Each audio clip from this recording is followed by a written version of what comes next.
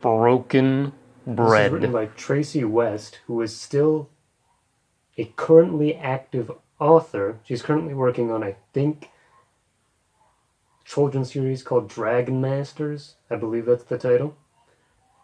Check those out. I did look for this on Amazon, and I did come across it for a bit of a markup. It was like $9, and this one on the back it says the retail value is $5. This book was written in. It's got a bunch of dates on it from the late 1990s to the early 2000s. So really, when Pokemon was just beginning and picking up speed, somewhere in there, I'm sure it was super popular. That's kind of when this book arrived. I just wanted to point out the back here. So we've got a bunch of Pokemon on there, but for some reason, Togepi doesn't have a Pokedex entry, and all the rest of them do. So I guess canonically, Togepi is just not a Pokemon. I kind of enjoy this book. It does have some redeeming elements. It of course, is a children's book, so it's not written in some grandiose style. It's just kind of simple. Read it very quickly. No time getting into the puns. On the second page, we have this quote. Pikachu, an electric Pokemon that looked like a yellow mouse. Pikachu had shocking powers. So of course that puts this book with the likes of William Shakespeare. Just starting off fantastic. Puns may have started with the Pokemon universe. Giovanni is the Earth Badge gym leader, so that's who Ash is going to face. And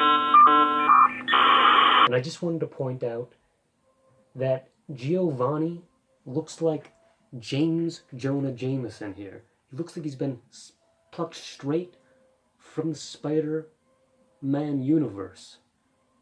It's beautiful. They're looking, as they always do, for a rare Pokemon, and that happens to be Togepi in this case. But before they capture Togepi, Jesse says this. Don't remind me. We need to bring the boss a rare Pokemon soon if we want another paycheck.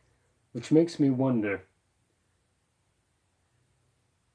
So Jesse's doing all this for a paycheck, but isn't Meowth a Pokemon that's literally made of money? Here I go again, trying to explain the Pokemon universe. An infantile task, really. So anyway, Jesse and James bring Togepi to Giovanni, and he's pretty disappointed with it. He asked what the Pokemon can do, and Jesse just says you can use it as a paperweight, which goes back to my theory that Togepi isn't actually a Pokemon. Well, maybe. It has a couple of uses. It does say on the back of the book that Togepi doesn't have a Dex entry and therefore wouldn't be useful in battle.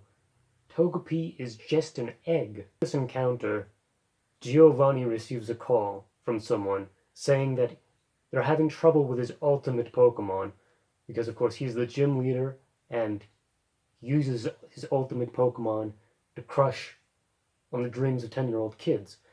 So, but my question is, I want to know who Giovanni's superior is here. Who is Giovanni talking to? I like to imagine it's kind of like an Indian tech representative, or like a scam caller. Hello. Yes, we've got your ultimate Pokemon here. I'm afraid it does have a couple of problems. We could help you work this out. Maybe some other time. But right now, we are very busy. Perhaps if you could give us maybe a little bit of dollars, maybe like 5 to 10 in the cash, then we could, of course, expedite your order. In charge of the operation, instead of just temporarily closing said gym.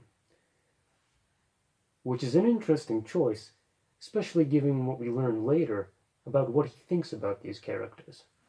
Togepi becomes lost, and now Jesse and James don't give a damn about what happens to the rare Pokemon egg because now they are gym leaders and they get to battle Ash firsthand. But Meowth, who I've come to realize is the real mastermind of this trio, says that they can use Togepi to get to Ash. Meowth is really the glue that holds this trio together. He's really cunning and manipulative, and I only just realized this now, reading this book, reading this quote. And it makes sense. He's a cat, after all. They want to find Togepi. So Togepi apparently has gone down into the basement, so they follow after the egg, and they become trapped down there. And they come across a computer. What do we have here?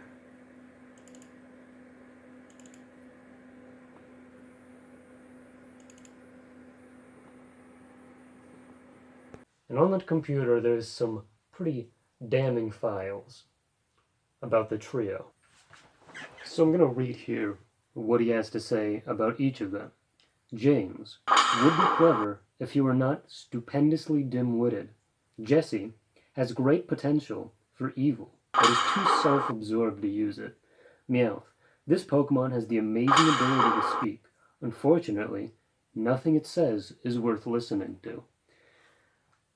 So, of course, they read all that, and they take from it only the positive.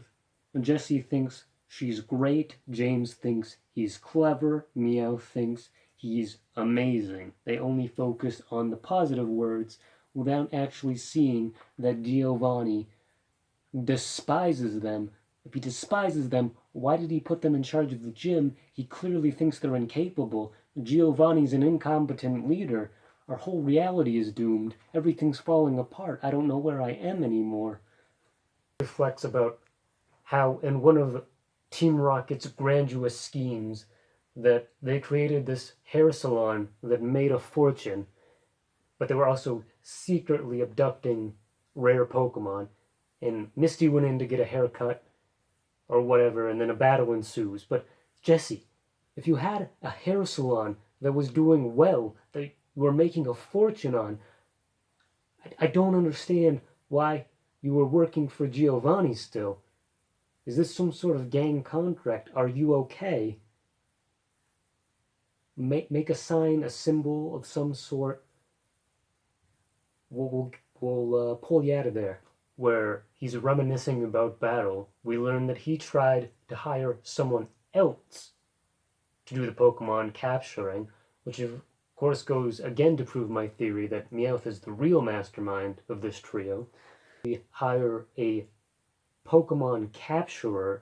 He hires instead a photographer named Snap, who's going to capture pictures of the Pokemon, which is the second pun of this book, and puts it absolutely firmly above Shakespeare, above the Grapes of Wrath. Who wrote the Grapes of Wrath? Let me think for a bit.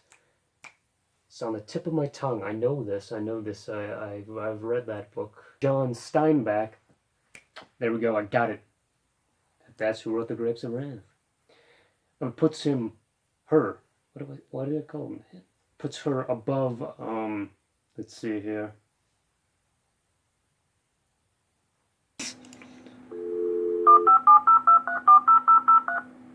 Who wrote Lord of the Flies? Stephen Crane? Ian Golden. There we go, I got it. Puts this book above Brave New World, Aldous Huxley. Puts this book above 1984, George Orwell. It's really just a masterpiece is what I'm trying to say. A bit about each of these three characters' backstories. So, Jesse grew up without any toys or without any friends, which actually makes me quite sympathetic for her character. I didn't know she had such a dark, dramatic past. But then James, on the other hand, was the son of a very wealthy person, and he was going to be forced into a marriage that he didn't want to be into to some chick named Jezebel, which strange to me, because if Jesse and James, as we've stated previously, are doing these bits for Giovanni to earn a paycheck, why, when James' father is incredibly rich, could they not just scam or rob him? Perhaps. They're already nefarious individuals. Why not do that? And Meowth's backstory is kind of similar to James's. He fell in love with another Meowth who didn't love him back, and he fell into a dark, deep depression until eventually he came to meet Jesse and James. But of course, during his time trying to impress this other feline, he learned a bunch of human language. So we get his origin story about how he can speak. He wanted to become a human to impress another Meowth. Another, Meowth, yes. So Meowth doesn't actually have a name, does he? They just call him... I'm only just realizing this, that all the Pokemon in the Pokemon universe just have their generic names. Like in the anime. Which is quite strange, really. It's like having a cat called Cat. I've only just come to this realization right now on camera, and it's blowing my mind. After we get all that endearing story, Team Rocket comes to fight, and then they quickly make up because they realize how much they need each other because of their dark, terrible backstories. And then they realize that the exit was just a door that was just right there all along. So really some great writing right there. Solution was right in front of them the whole time. What can you do? Sometimes that happens. You can't see. Flashback to the video where I couldn't find the card that was in front of my face. So now Jesse and James, with the power of friendship, are ready to be proper gym leaders. So this means that they, of course, in an instant, set the gym up with a bunch of booby traps to capture Pikachu, because they know Ash is coming into battle.